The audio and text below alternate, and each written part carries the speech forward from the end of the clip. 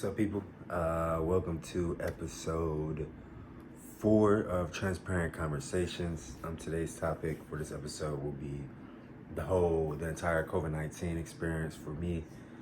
I'm just going to be honest and transparent. So I remember when it got announced in overseas in China that it was active and they were shutting the whole China down. At no point did I would expect that it would come to the United States. Just being honest, I didn't take it serious, right?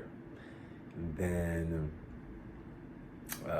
when it started to come here, I said, wow, this thing could be really serious. I remember the day, March 12th was the day that they started shutting like big cities down and everything. And I honestly just couldn't believe it. I remember the next day I didn't go anywhere, didn't do anything the entire day. It took me a day to process through what was happening. The world was basically shutting down.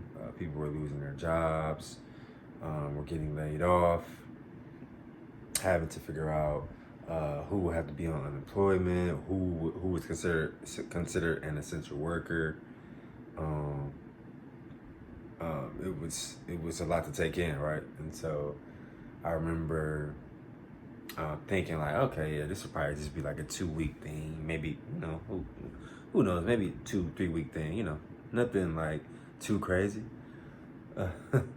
And now today, I think it's like June 15th, and just a couple weeks ago, stores and businesses are starting to slowly open up. So it actually ended up being almost a 3-month thing. Well, a 3-month rendition for sure. And it's been an eye-opener. I remember, one of my 2020 goals that I put on my vision board was to read a book a week, to try to read at a CEO level. And that month of March, when that hit, I think I only read one book that month. I couldn't focus. I couldn't retain information at a speed that I was before. And so just kind of migrating through those things was just a journey.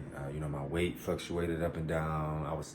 I worked out 6 times a week, but sometimes 7, but just the meat only 1 time a week and really just living off veggies and fruit like I was doing before, pre-pandemic. I wasn't able to do it. I was eating trash more. I was snacking more. I was just living a certain kind of life that I usually didn't, just due to the stress of the pandemic and not knowing when things were going to be better. So now, I think we're all just as a nation in a better place, and people are finally able to start possibly coming out of it, right? But it's just just been a tough thing for us all, and something very hard to kind of maneuver through and just figure out, and the positive that I was able to experience was to, visit some family, get closer to some family, my mother and my sister and my brother, and be able to see my father, some family I had back in my hometown that I wasn't able to see last year. So I've just been kind of using this time to reflect and strategize on what I want to do, just business-wise, on branding, pushing my brand forward and forward, but also, just unapologetically being Black. After the coronavirus, these last few weeks we've had the George Floyd murder, and a bunch of racial injustices and disparities have come out of my alma mater, the University of Iowa. And something that I've just tried to focus on tremendously is just being unapologetically me, doing what I feel is right and what I feel like my calling is, as a Black man. I'm raised by a Black man, raised by a Black woman. So really just trying to hone in on that, be that example for my little brother. I have a 17-year-old little brother. He turns 18 and August 14th. So I'm excited for him. But, we're living through extremely crazy times.